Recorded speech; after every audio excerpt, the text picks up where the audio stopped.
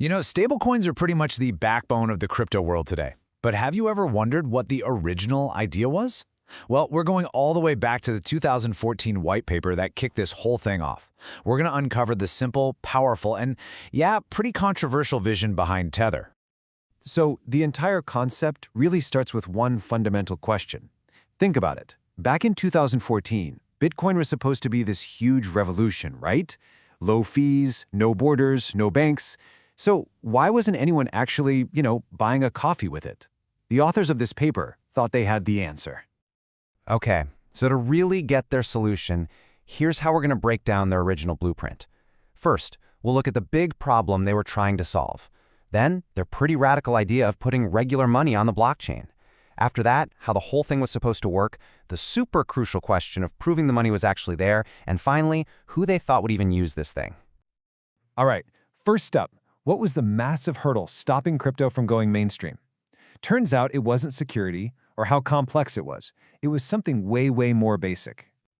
The white paper just comes right out and points to the elephant in the room. Volatility. It's pretty simple when you think about it. You can't really price a cup of coffee in a currency that might be worth 10% less by the time you've finished your sip. That crazy price instability was the #1 barrier they wanted to tear down. So if crypto's insane price swings are the problem, what's the solution? Well, their idea was actually kind of simple. Don't reinvent money, just upgrade the system it runs on. And their whole concept was built around a single word: Tether. The big idea was to make a digital token that acts and feels like crypto. So it's easy to send around and store, but its value is permanently tied or tethered to a real-world currency. One tether was always supposed to equal $1. That's it. And this difference is absolutely key to understanding what they were trying to do. See, Bitcoin's value comes from its code, its decentralized protocol.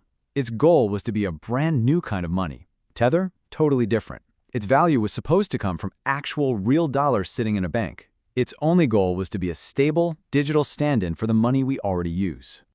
So how did they plan to build this thing? The whole architecture was this cool 3-layer stack. The foundation, layer 1, was the Bitcoin blockchain itself. They picked it for its security and reliability. On top of that, layer 2 was something called the omni-layer protocol, which was the magic that actually created and destroyed the tokens. And then at the very top, you had layer 3, Tether Limited, the actual company holding all the cash. And this brings us to a really crucial part of the puzzle, the flow of money. How do these digital dollars actually get created? And maybe even more importantly, how do they get destroyed to make sure that one-to-one value stays locked in? The process they designed was a perfect circle. You send, say, 100 real dollars to Tether's bank account. They then create 100 digital tethers and send them to you. You can use those tethers just like any other crypto. Then when you want your real dollars back, you just do the whole thing in reverse. You send the tethers back to the company, they destroy them, and they send your dollars back to your bank. The key here? Only Tether Limited could ever mint or burn these tokens.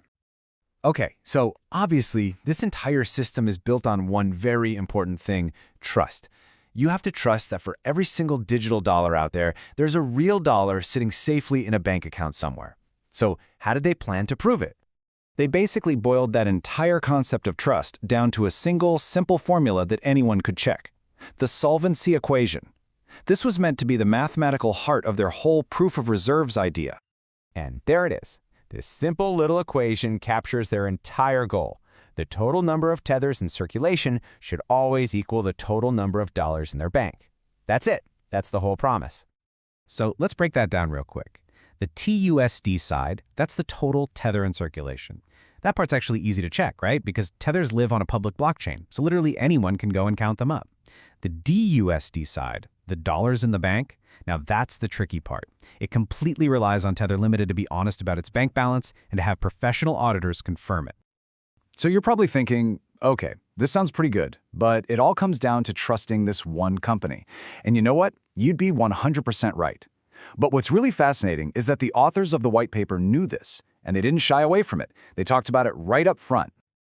Look at this. Right there in the paper, in a section they literally called Implementation Weaknesses, they laid it all bare. They openly said, hey, we could go bankrupt. Our own bank could freeze or take the money. Or we, the company, could just run away with all the funds. They knew that their model brought back a central point of failure, the very thing Bitcoin was created to get rid of. So, knowing all these risks, who on earth did they think would actually use this thing? Well, the white paper points to 3 specific groups who they believed would find the whole trade-off totally worth it. First up were the crypto exchanges. They could use tethers for deposits and withdrawals and basically sidestep a ton of traditional banking headaches. Next, you have individuals. Now you can move dollar value between different exchanges almost instantly, or just hold digital dollars without needing a bank at all. And finally, merchants, who could suddenly take payments that felt like crypto, but without the stomach-churning fear that the price would crash overnight. And their vision was way bigger than just the dollar. They saw Tether as just the first step. The ultimate goal was to eventually move all of the world's assets, we're talking stocks, bonds, you name it, onto the Bitcoin blockchain, with Tether acting as the stable bedrock for this whole new financial system. And that leaves us with the central nagging question. A question that was there on page 1 of the white paper and is still being fiercely debated today. Can a system that completely relies on a single, trusted company ever really deliver on the decentralized promise of crypto? The original idea of Tether really forces us all to confront that fundamental tension.